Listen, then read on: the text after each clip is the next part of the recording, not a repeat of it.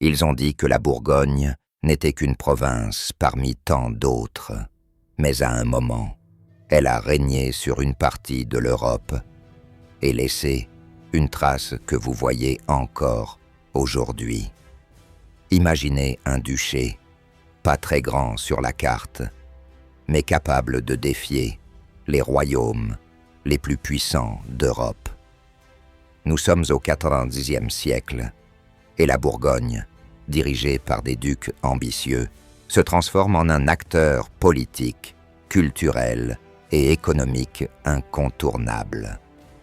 Dans cette vidéo, je vais vous montrer comment un petit territoire est devenu une puissance majeure et comment son héritage continue de façonner l'art, l'architecture et l'identité de la région. Vous allez découvrir des alliances secrètes, des intrigues de cour, des trésors artistiques et comprendre pourquoi la Bourgogne n'est pas seulement un nom sur une carte, c'est une légende vivante. Tout commence avec Philippe le Hardi, né en 1342, fils du roi Jean II de France. On pourrait croire que son rôle serait limité, mais il avait une vision. La Bourgogne n'était pas seulement un territoire, c'était une idée, un centre de pouvoir, de prestige et de richesse. Son mariage avec Marguerite de Flandre ouvre une porte sur le nord de l'Europe, et soudain, la Bourgogne contrôle des terres qui s'étendent des collines viticoles de Beaune jusqu'aux villes marchandes des Flandres. Philippe regarde ses cartes avec un mélange d'orgueil et de calcul. Si je peux unir ces terres, personne ne pourra ignorer notre duché, pense-t-il, souvent en silence, tandis qu'il trace des frontières imaginaires sur les tapisseries de sa chambre. Les villes bourguignonnes commencent à se transformer. Dijon, la capitale, devient un centre administratif et culturel. Les marchés sont animés, les artisans perfectionnent leur métier et les artistes affluent pour travailler pour la cour. Mais Philippe ne se contente pas de richesses matérielles. Il veut une Bourgogne qui impressionne par sa sophistication. C'est ici que l'on voit naître ce qu'on appellera plus tard l'école bourguignonne. Des manuscrits enluminés, des églises imposantes et des palais somptueux. Le duché n'est plus seulement politique, il devient un symbole. La politique de Philippe le Hardi est subtile. Il ne cherche pas seulement à agrandir son territoire par la guerre, mais par des alliances matrimoniales et diplomatiques. Chaque mariage est un coup d'échec, chaque accord un moyen de consolider son influence. On raconte que lorsqu'il négocie, il écoute plus qu'il ne parle, observant les gestes et les expressions de ses interlocuteurs comme un maître joueur. Il sait que la Bourgogne doit briller plus par l'intelligence et la stratégie que par la force brute. Et puis il y a le legs artistique. Sous Philippe le Hardi, les ducs commencent à collectionner des œuvres d'art rares.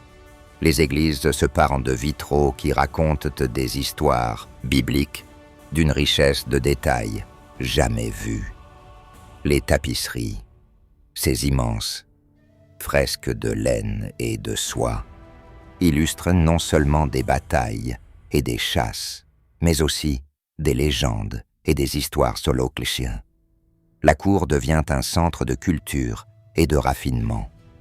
Les visiteurs, souvent des rois et des ambassadeurs, repartent fascinés par l'audace et le goût du duché. Nous ne savions pas qu'une province pouvait être si grande par l'esprit, murmure un ambassadeur anglais en quittant Dijon. Mais le pouvoir ne se construit jamais sans défi. La guerre de 100 ans frappe la France, et la Bourgogne se retrouve au centre de tensions entre la France et l'Angleterre. Philippe le Hardi doit naviguer entre loyauté au roi de France et intérêt de son duché. C'est là que son fils, Jean sans peur, entre en scène. Jean hérite de l'ambition de son père, mais avec plus d'impulsivité. Il rêve d'un duché qui ne se contente pas d'influence. Il veut un territoire capable de rivaliser avec les plus grandes monarchies européennes. Jean sans peur pense souvent à la manière dont son père gérait les alliances, mais il préfère agir rapidement, parfois de manière brutale, pour s'assurer que la Bourgogne impose sa volonté. Les rues de Dijon, Beaune ou Gand sont pleines de rumeurs et de secrets. On parle de complots, d'assassinats planifiés, de pactes scellés dans l'ombre. La cour bourguignonne est un théâtre où chaque geste, chaque mot peut changer le destin du duché. On raconte que Jean sans peur, marchant dans les salles de son palais, se retournait souvent et pensait à la fragilité de la loyauté humaine. Tes petits bêches. Tout peut basculer en un instant. Ses réflexions, bien que silencieuses, influençant ses décisions, ses alliances et sa manière de gouverner. Pendant ce temps, la culture bourguignonne continue de prospérer. Les ducs commandent des châteaux, des ponts, des églises. Leurs mécénats ne sont pas simplement pour le prestige. Ils servent à marquer leur empreinte sur le territoire et à affirmer que la Bourgogne est une puissance à part entière. Les manuscrits enluminés montrent non seulement des textes religieux, mais aussi des scènes de la vie quotidienne, des fêtes, des tournois et des cérémonies. Ces images racontent l'histoire du duché d'une manière vivante, presque moderne. Les habitants de ces villes, en admirant ces œuvres, sentent leur identité se renforcer. Ils ne sont plus simplement des sujets. Ils appartiennent à un territoire qui a de l'âme et du génie. Mais comment un territoire relativement petit peut-il rivaliser avec des royaumes comme la France ou l'Angleterre? La réponse réside dans la stratégie, la diplomatie et l'image. La Bourgogne n'a peut-être pas les armées les plus grandes, mais elle possède quelque chose de plus puissant, le prestige. Chaque fête, chaque alliance, chaque œuvre d'art est un outil de pouvoir. Et cela fonctionne. Les ducs bourguignons deviennent des figures centrales de l'Europe. Leur avis compte, leur influence s'étend, et leur nom inspire respect, et parfois crainte. Leurs ambitions ont un coût. Entre alliances changeantes et guerres, la vie à la cour est un mélange de luxe et de tensions constantes. Chaque décision peut provoquer des bouleversements dans le duché, et chaque erreur peut coûter cher. Mais c'est précisément cette combinaison de raffinement culturel et de politique risquée qui fait de la Bourgogne un exemple unique dans l'histoire médiévale. On pourrait dire que le duché vit dans une tension permanente entre beauté et danger, entre héritage et conquête. Et c'est cette tension qui a forgé son identité. Philippe le Hardi avait ouvert la voie, mais c'est son fils, Jean sans peur, qui va véritablement transformer la Bourgogne en acteur incontournable. Jean n'est pas seulement un duc, il est un calculateur et un homme de passion. On raconte qu'il pouvait passer des heures à observer une carte, à tracer mentalement des alliances et à imaginer chaque scénario possible. Pourtant, il était impulsif, parfois cruel, et ses décisions, bien que stratégiques, portaient toujours la marque de son tempérament.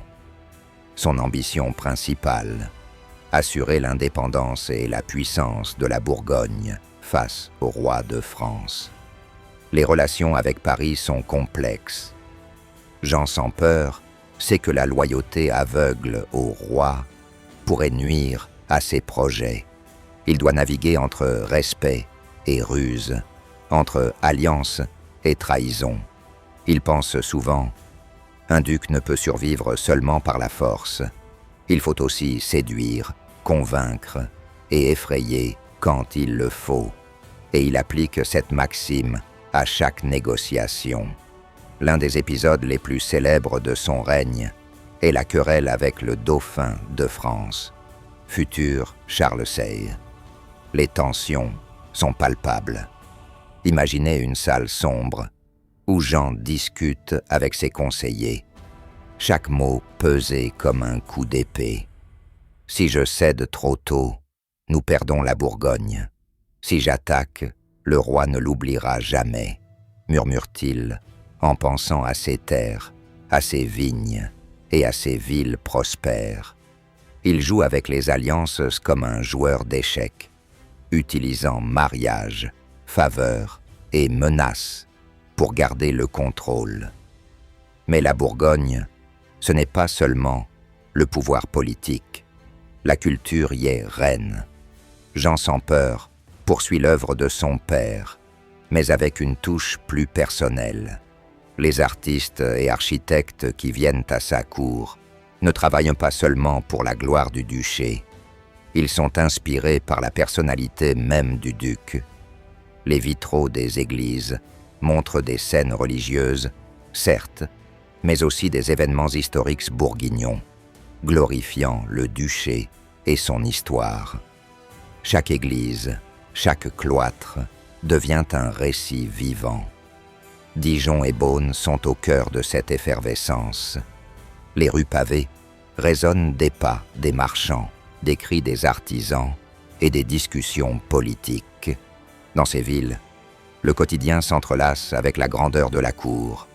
On raconte qu'un simple voyageur pouvait, en une journée, passer de la plus humble boutique de tisserand à la salle somptueuse ducale, remplie de tapisseries, racontant des batailles épiques et des scènes de chasse. Cette proximité entre le peuple et la magnificence crée une identité unique. Être bourguignon, c'est appartenir à un territoire qui respire l'histoire et la fierté. Les alliances matrimoniales continuent de jouer un rôle stratégique. Jean sans peur épouse Marguerite de Bavière, consolidant ses liens avec des territoires importants du Saint-Empire. Chaque mariage est calculé, chaque descendance est un atout politique. Les ducs ne se contentent pas de gouverner. Ils construisent un réseau européen, une toile d'influence qui dépasse les frontières. Et cette toile influence non seulement la politique, mais aussi le commerce et l'art. Les Flandres, sous contrôle bourguignon, deviennent des centres de production textile réputés dans toute l'Europe. Les villes bourguignonnes profitent de cette prospérité pour financer des œuvres d'art, des châteaux et des fêtes somptueuses. Mais tout n'est pas idyllique. La politique bourguignonne attire jalousie et hostilité. Des complots se trament, parfois au cœur même de la cour. Jean sans peur, lui-même est confronté à des assassinats manqués, des trahisons de nobles et des crises de loyauté parmi ses conseillers.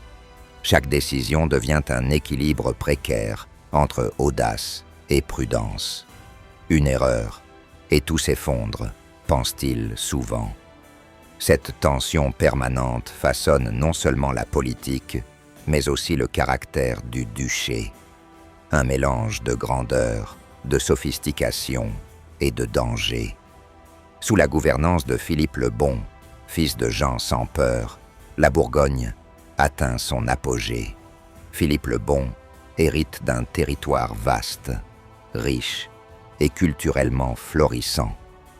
Mais il n'hérite pas seulement de terre, il hérite des défis. Le roi de France observe toujours, prêt à intervenir, et les ambitions bourguignonnes provoquent parfois des conflits ouverts. Philippe le Bon comprend que la puissance ne repose pas uniquement sur l'armée ou la richesse, mais sur l'image et la diplomatie. Il est célèbre pour ses fastes, ses cérémonies et ses alliances internationales. Chaque fête ducale devient un spectacle politique et culturel, un moyen d'impressionner ses voisins et d'affirmer la grandeur de la Bourgogne. Les arts et la culture connaissent une explosion sans précédent. Les manuscrits enluminés deviennent des chefs-d'œuvre, combinant précision, couleur et narration. Les ducs commandent des œuvres qui racontent non seulement la religion, mais aussi la vie quotidienne, les tournois, les banquets et les cérémonies de cour. La cour bourguignonne attire des artistes de toute l'Europe. Les compositeurs, les poètes et les peintres viennent à Dijon pour apprendre, échanger et créer. On parle de la Bourgogne comme d'un laboratoire culturel où la créativité et le pouvoir se nourrissent mutuellement. Mais Philippe le Bon ne se contente pas d'impressionner. Il consolide ses territoires par des traités, des alliances et parfois la force. La diplomatie devient un art complexe. Il sait quand parler, quand menacer et quand surprendre. La Bourgogne ne cherche pas la guerre pour la guerre, mais elle se place toujours dans une position de force. Les voisins le savent. Sous le luxe et la beauté, la Bourgogne est un duché qui s'est imposé sa volonté. En parallèle, la richesse et la sophistication attirent admiration et jalousie. Les rois et princes européens observent, parfois envieux, parfois fascinés. Les villes bourguignonnes deviennent des destinations incontournables pour les diplomates, les marchands et les artistes. Dijon, Gand, Bruges, chacune est un symbole de prospérité et de prestige.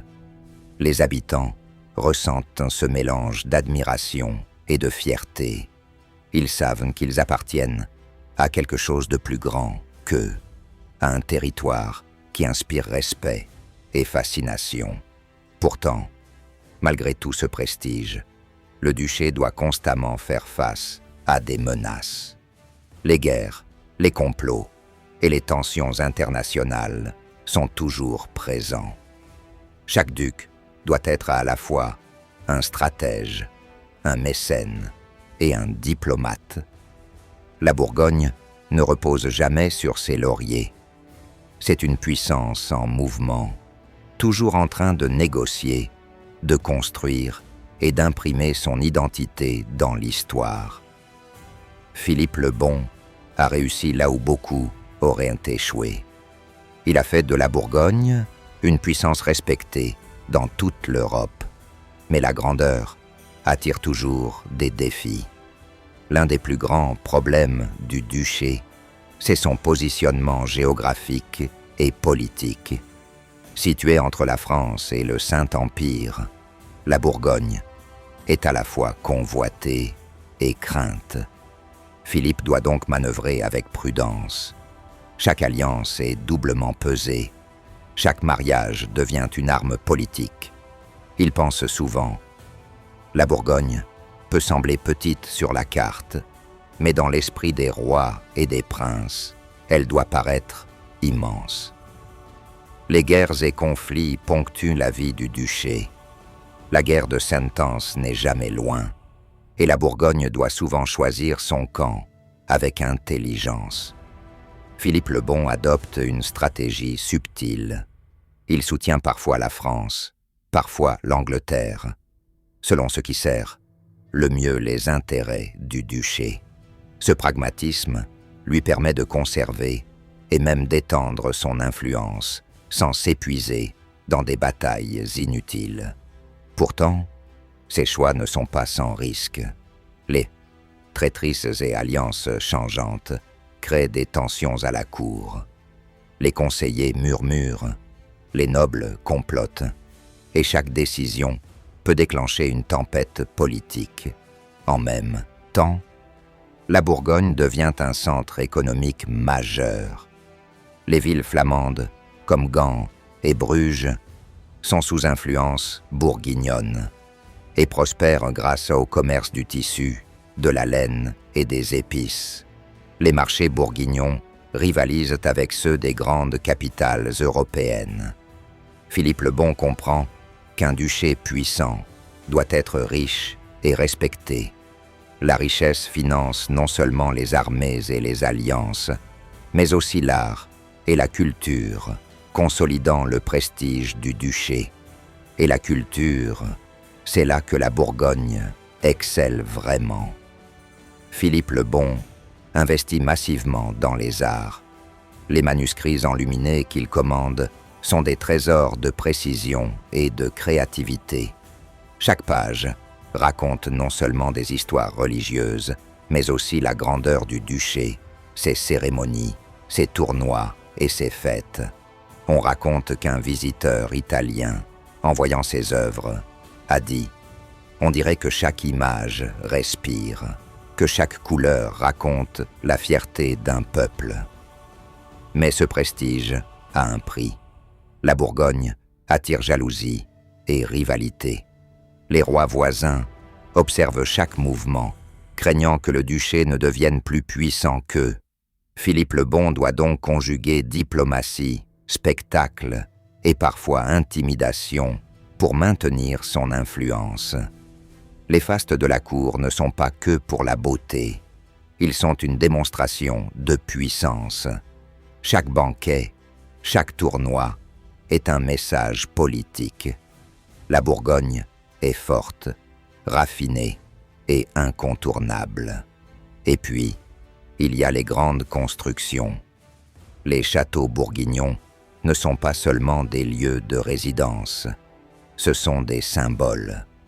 Beaune-Dijon et même certaines villes flamandes possèdent des édifices qui racontent l'histoire du duché. Les églises, avec leurs vitraux détaillés, les ponts, les palais somptueux, chaque pierre témoigne de l'ambition des ducs. Philippe le Bon sait que ces traces dureront longtemps après lui. Chaque œuvre d'art, chaque bâtiment est un message aux générations futures. La Bourgogne était ici, elle comptait. Mais derrière cette magnificence, la Bourgogne connaît aussi des moments de tension et de tragédie. La politique est impitoyable et le destin de la cour peut basculer en un instant. Les complots, les trahisons et même les assassinats font partie du quotidien. Jean sans peur, le père de Philippe, en a fait l'expérience avec son propre assassinat sur le pont de Montero. Ce drame marque profondément la famille ducale et influence la manière dont Philippe le Bon gouverne. Prudence, observation et calcul deviennent ses armes. Malgré tout, le duché ne perd jamais sa grandeur. La Bourgogne devient un modèle pour l'Europe. Les autres cours observent et imitent ses cérémonies, ses alliances et même sa manière de soutenir les arts. Le duché n'est plus seulement un territoire, c'est une référence culturelle et politique. La Bourgogne impose son style, sa vision, ses valeurs, et cette influence dépasse largement ses frontières. La diplomatie bourguignonne atteint un sommet avec la création de la prestigieuse Toison d'Or, un ordre chevaleresque qui combine loyauté, prestige et art. Les chevaliers de la Toison d'Or sont choisis pour leur mérite et leur fidélité, mais aussi pour leur capacité à représenter le duché à l'étranger. Chaque cérémonie de l'ordre est un spectacle politique et artistique. Les invités étrangers sont impressionnés par la grandeur et le raffinement, et la réputation de la Bourgogne comme puissance européenne se renforce. Les ducs bourguignons, en plus de leur politique habile, sont aussi de grands collectionneurs. Les bibliothèques de Dijon et de Bruges regorgent de manuscrits rares, de cartes détaillées, de livres de sciences et de poésie. Ces collections ne sont pas seulement pour montrer leur richesse. Elles reflètent une vision de l'Europe, un engagement envers la culture et le savoir. Les ducs savent que l'éducation et l'art sont des formes de pouvoir, parfois plus durables que les armées ou l'or. Mais malgré cette prospérité, des défis demeurent. Les tensions avec la France, les conflits avec le Saint-Empire et les ambitions des voisins sont constants. La Bourgogne doit naviguer dans un monde où la loyauté est fragile et la guerre toujours possible. Chaque décision doit être pesée, chaque alliance soigneusement choisie. Philippe le Bon comprend que le duché peut paraître petit, mais sa force réside dans sa capacité à penser, négocier et impressionner mieux que n'importe quel royaume plus vaste. En parallèle, la vie quotidienne dans le duché reflète cette grandeur. Les habitants de Dijon, Beaune ou Gand vivent au rythme des festivités, des foires et des marchés, tout en sentant la présence de la cour. Les citoyens savent que leur identité est liée à la Bourgogne. Être bourguignon, c'est appartenir à un territoire qui marie pouvoir, art et culture. Cette fierté est transmise de génération en génération et contribue à un héritage durable. Mais la Bourgogne n'est pas seulement un centre de culture et de prestige. C'est aussi un acteur politique capable de changer le cours de l'histoire européenne. Les alliances, les mariages, les traités et les guerres influencent dans le destin des royaumes voisins. On raconte que certains rois et princes craignaient la puissance bourguignonne autant qu'ils la respectaient.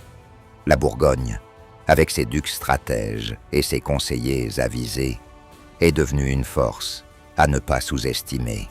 À ce moment, on commence à comprendre un point crucial. La Bourgogne ne se contente pas de survivre dans un monde de rois et d'empereurs. Elle transforme ce monde. Sa culture, ses alliances et son prestige influencent l'Europe entière. Chaque œuvre d'art, chaque mariage, chaque traité est un maillon dans la construction d'un duché capable de rivaliser avec les plus grandes monarchies.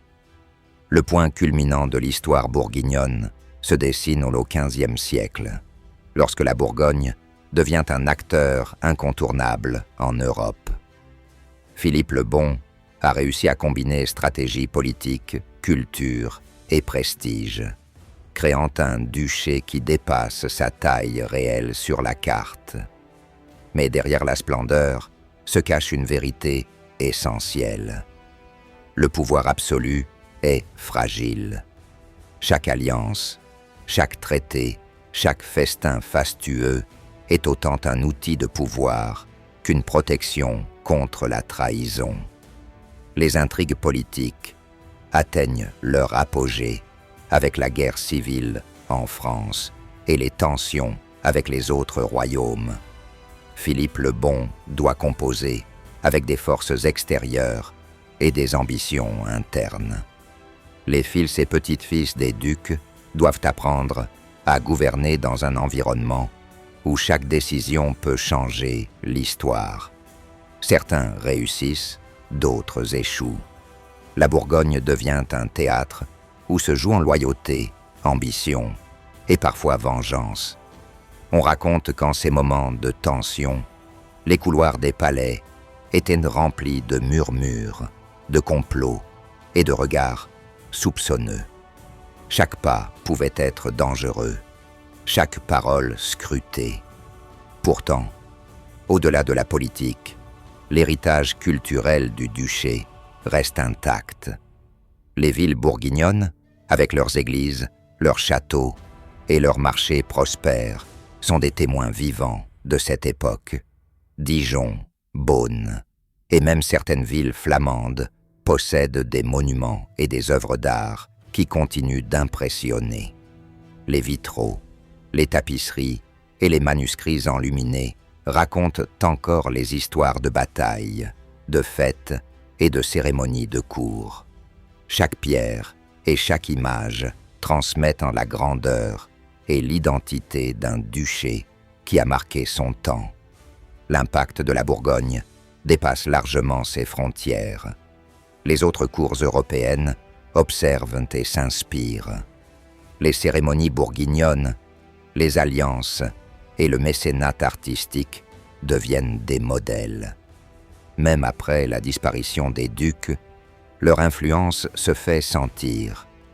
L'idée que la culture et le prestige peuvent renforcer le pouvoir politique reste un exemple étudié par les générations futures.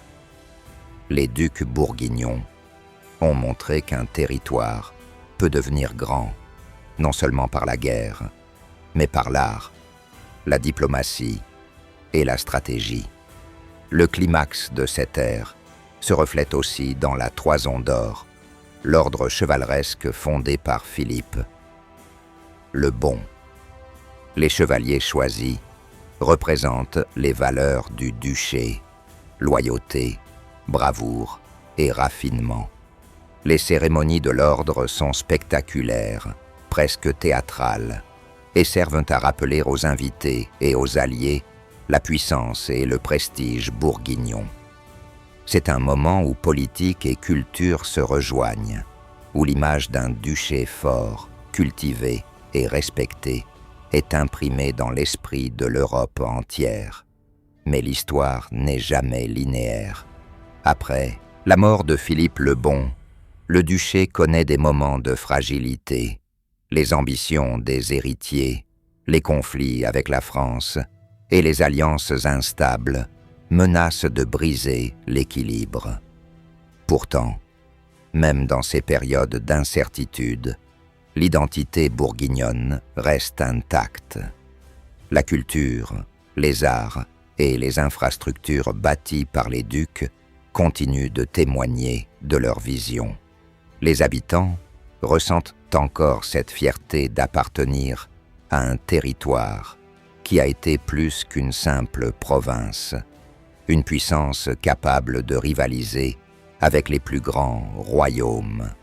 Et c'est là que se révèle le véritable héritage de la Bourgogne. Au-delà des batailles et des alliances, au-delà des châteaux et des festins, ce qui reste, c'est une identité forte.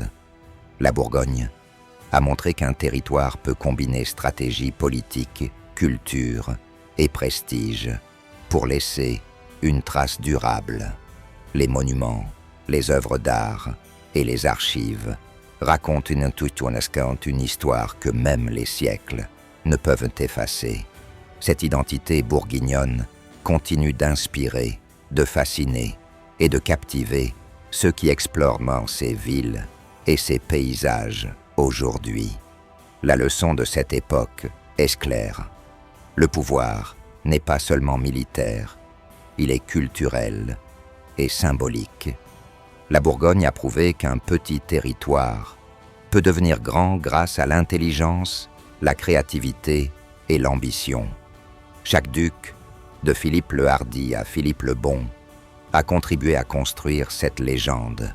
Et chaque ville, chaque église, chaque manuscrit est un témoin silencieux de cette grandeur.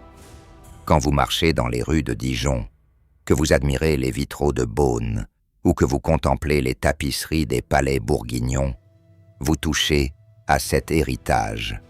Vous voyez la preuve que la Bourgogne n'était pas seulement un acteur historique, mais un modèle de puissance et de sophistication. L'art et la politique se sont entremêlés pour créer un duché capable de rivaliser avec les plus grands royaumes d'Europe. Et même si les ducs ne sont plus là, leur influence persiste. L'identité bourguignonne reste visible dans l'architecture, les traditions et la culture locale. Les habitants continuent de ressentir la fierté d'appartenir à un territoire qui a su imposer sa vision et sa grandeur. La Bourgogne est une leçon vivante sur la manière dont un petit territoire peut transformer l'histoire en combinant audace, culture et stratégie. En conclusion, l'ère des ducs de Bourgogne montre que le prestige et le pouvoir ne dépendent pas seulement de la taille ou de la force militaire. La Bourgogne a prouvé qu'un duché pouvait devenir une puissance majeure grâce à la diplomatie, l'art, les alliances et une vision stratégique. Son héritage continue de façonner l'identité de la région et d'inspirer l'Europe. Les bâtiments, les manuscrits et les œuvres d'art sont des témoins silencieux de cette époque, rappelant que la Bourgogne n'était pas simplement un territoire, mais un symbole de grandeur et de culture. Alors, la prochaine fois que vous vous promenez dans les rues de Dijon ou que vous admirez une tapisserie bourguignonne, rappelez-vous, vous marchez sur les traces d'un duché qui a régné sur l'Europe, non par la force seule, mais par la stratégie, la culture et le prestige. Et c'est cette combinaison unique qui fait de la Bourgogne un exemple fascinant d'histoire, de pouvoir et d'identité régionale. Si vous voulez continuer à découvrir comment les régions européennes ont façonné l'histoire et laissé des traces que nous voyons encore aujourd'hui, abonnez-vous à la chaîne.